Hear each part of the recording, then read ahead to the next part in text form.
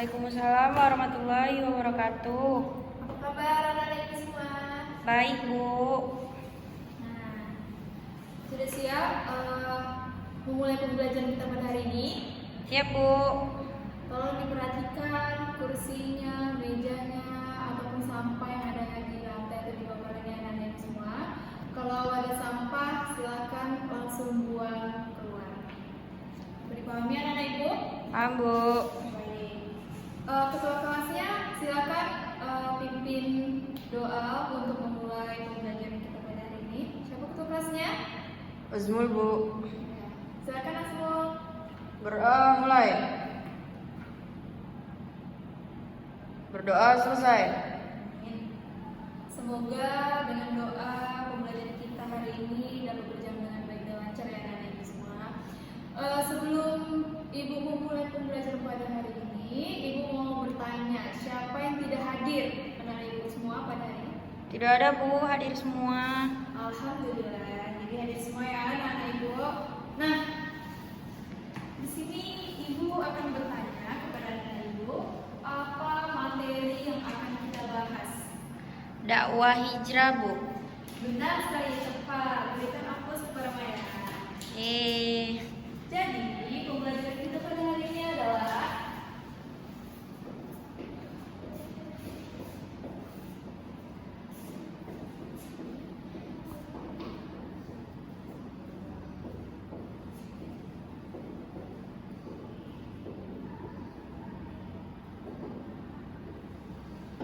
dakwah Nabi Muhammad SAW di Madinah. Nah, selain kata dakwah, di sini kita juga dapat memahami kata hijrah. Hijrah ada di Madinah. Nah, ada yang tahu apa itu hijrah? Saya, Bu. Ya, siapa? Maya, silakan. Hijrah itu artinya berpindah, Bu.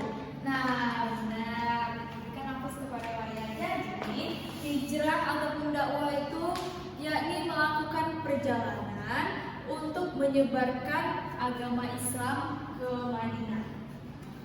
Nah, ada beberapa alasan ataupun kronologi mengapa Nabi Muhammad ini memilih untuk melakukan hijrah ataupun dakwahnya ke Madinah setelah beliau ini dakwah secara sembunyi-sembunyi di Mekah.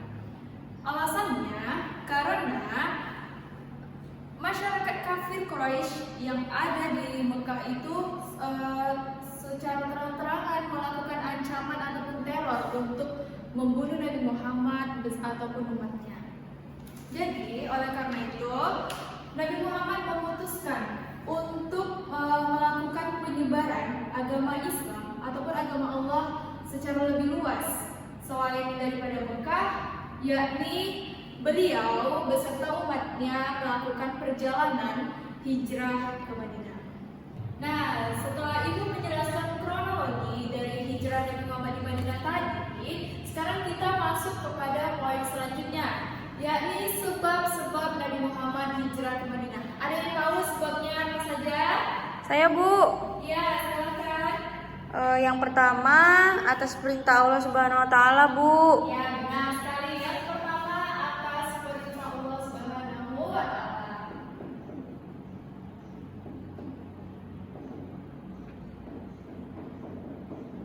Nah, selanjutnya yang kedua ada yang tahu? Serangan kafir Quraisy Mekah yang semakin meningkat, Bu. Oke, tepat sekali. Silakan berikan aplaus kepada Aziza. Berarti anak ibu telah mempelajari materi yang bertugas ya.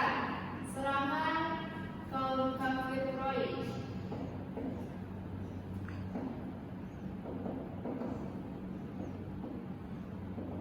Nah, yang terakhir ada yang tahu?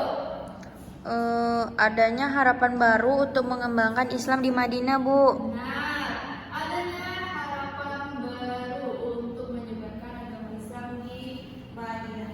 Nah, setelah Nabi Muhammad ini melakukan peristiwa yang luar biasa yaitu Isra Mi'raj, selanjutnya Allah ini memerintahkan kepada beliau agar beliau ini menyebarkan agama Islam di Madinah. Nah, setelah itu ada sebab-sebab lain. Salah satunya adalah serangan dari kaum kafir Quraisy yang semakin meningkat, di mana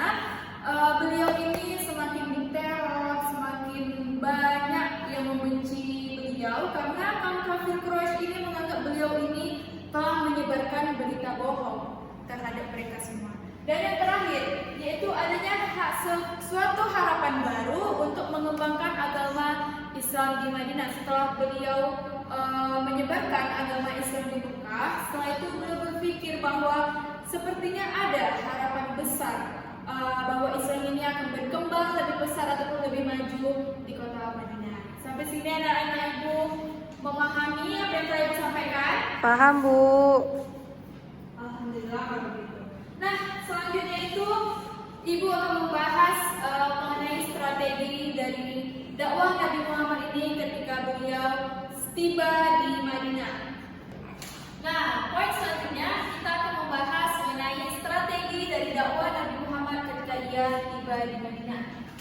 Yang pertama, strategi dari dakwah Nabi Muhammad ini beliau membangun masjid untuk yang pertama kali di kota Madinah. Nah, di situ beliau membangun masjid menggunakan bata, atapnya menggunakan pelepah kurma, dan disitulah masjid pertama yang dibangun oleh Nabi Muhammad beserta pengikutnya di kota Madinah.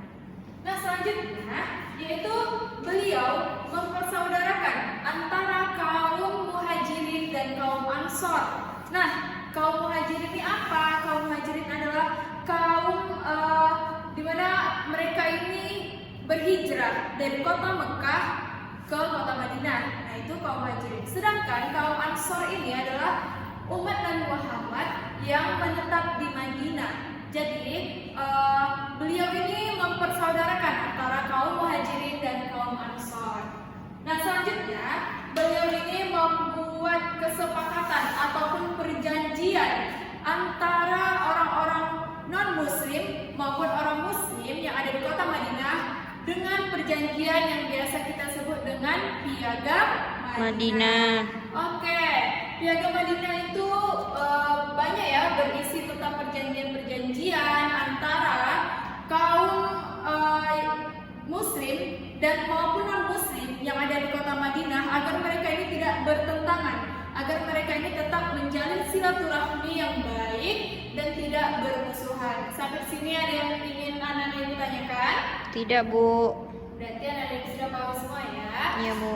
Alhamdulillah. Nah, sekarang ibu akan memberikan contoh dari meneladani peristiwa hijrah Nabi Muhammad di Madinah ini, yaitu seperti yang anak-anak ibu ketahui bahwa di kota Madinah ini kan bukan hanya berisikan orang-orang muslim saja, tetapi banyak dari berbeda keyakinan, berbeda agama, pandangan, dan segala macamnya. Itu Nabi Muhammad memberikan Nabi Muhammad ini memutuskan ataupun membuat sebuah perjanjian yang tidak menyakiti kelompok ataupun kaum tertentu. Jadi bukan hanya kaum muslim saja yang dipikirkan oleh Nabi Muhammad SAW, tetapi kaum yang memang berbeda keyakinan, berbeda pandangan maupun berbeda agama di kota Madinah tersebut. Sampai sini anak ibu dapat mengerti? Mengerti, Bu. Oke, mantap anak ibu semua. Berarti anak ibu semua sudah menguasai ya materi mengenai dakwah Nabi Muhammad di Madinah.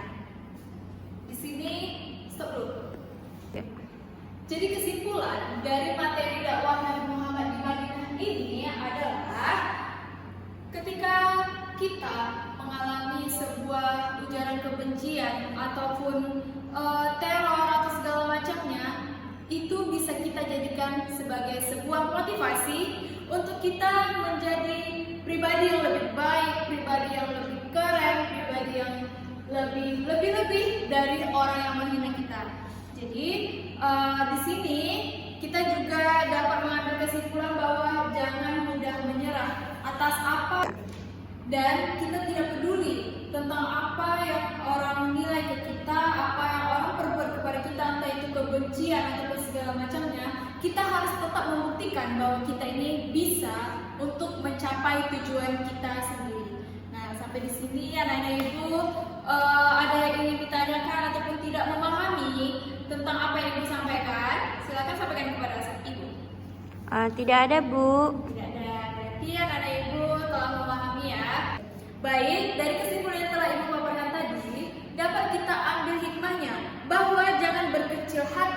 pencapaian kamu pada hari ini.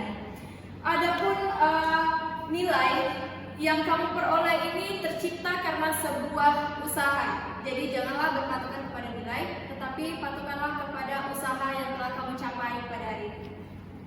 Sekian pembelajaran kita pada hari ini. Ibu cukupkan dengan membaca lafaz hamdalah. Alhamdulillah. Hirobbil alamin. Ibu mohon maaf jika terdapat kesalahan kata atau perbuatan.